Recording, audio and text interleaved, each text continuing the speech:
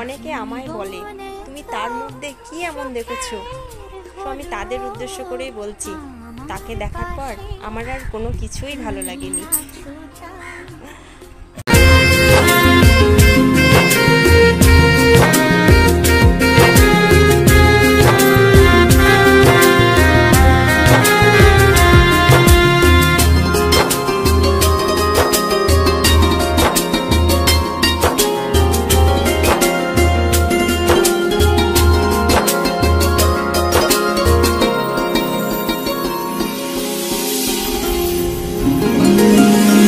দিন গেল, মাস গেল, গেল বহু বছর, তবু যেন শেষ হয় না ভালোবাসার প্রহর।